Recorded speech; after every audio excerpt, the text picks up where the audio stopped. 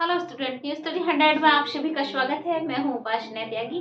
तो हम काफ़ी टाइम बाद मिल रहे हैं इस तरीके से। बाकी तो कोई नहीं। आज है 23 जनवरी। 23 जनवरी आप सभी जानते हैं, आज सुभाष चंद्र बोस जी की जयंती है, तो उनको हमारा नमन। एंड आज उनकी जयंती को हम पराक्रम दिवस के रूप में मनाते हैं, ये सब आप जानते हैं। और एग्जाम्स में क्वेश्चंस भी आता है, बताइए तो पराक्रम दिवस के रूप में किस जयंती को मनाया जाता है।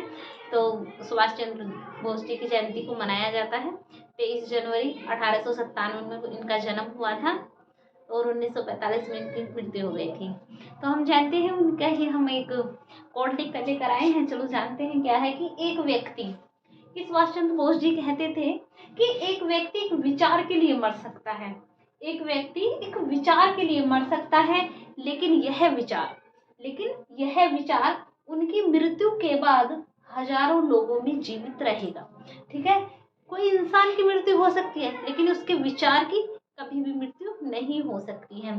जैसा कि हम आज उनको याद करते हैं, उनके विचारों को याद करते हैं, उन्होंने क्या क्या चीज शुरू की उनको याद करते हैं, उनका नारा याद रखते हैं कि अब तुम मुझे खून दो मैं तुम्हें आजादी दूंगा, जय हिंद है फौज। ये सब क्या है, ये हम उनको याद रख रहे हैं, उनके विचारों में उनको याद रख रहे हैं हम। उन्होंने जो चीज स्थापित की है उनको याद करके हम उनको याद करते हैं। ठीक है, तो वही उन्होंने बोला है कि एक व्यक्ति एक विचार के लिए मर सकता है, एक व्यक्ति एक विचार के लिए मर सकता है, लेकिन उसके मरने के बाद उसका विचार तो किसी न किसी के अंदर जीवित ही रहेगा। ठीक है, तो हम थोड़ा अपनी क्लास को देखते हैं। देखो, हम क्लास जो स्टार्ट करेंगे अब उस एग्ज़ाम के लिए हम हिंदी पढ़ने वाले हैं, क्योंकि एसएससी जीडी के एग्ज़ाम चल रहे हैं। कल का भी एग्ज़ाम है एसएससी जीडी का।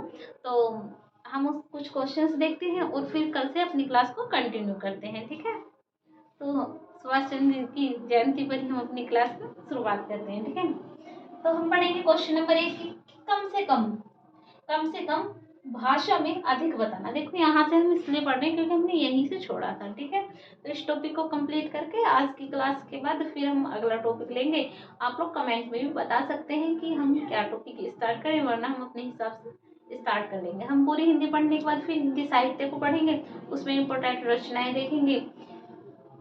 तो कम से कम भाषा में अधिक बताना होती है व्योगात्मक भाषा। ये मैं करवा भी चुकी हूँ, लेकिन एक बार फिर से कर लेते हैं।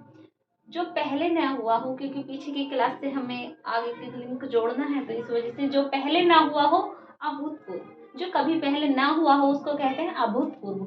जो शोक करने योग्य न हो उसको बोलते हैं अशोक। जो क्षीण न हो सके अक्षय। जो चिंता के योग न हो अचिंतनीय। धरती व आकाश के बीच का स्थान अंतरिक्ष कहलाता है।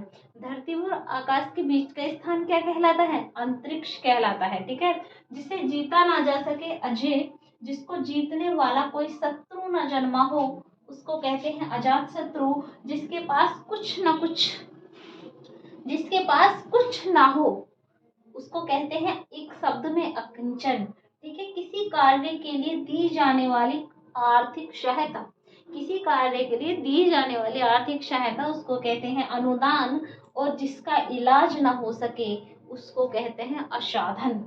ठीक है, असाध्य, जिसका इलाज ना हो सके। ठीक है, तो आज यही था मोटिव हमारा। सुभाष चंद्र बोस जी की जयंती पर हमें अपनी क्लास शुरू करनी थी, तो आज से हमने क्लास शुरू की है और अब कंटिन्यू होगी, डेली आपको क्लास मिलेगी। ठीक है, तो इसलिए जो बच्चे हट चुके हैं वो फिर से आ जाइएगा, जुड़ जाइएगा हमारी क्लास के साथ।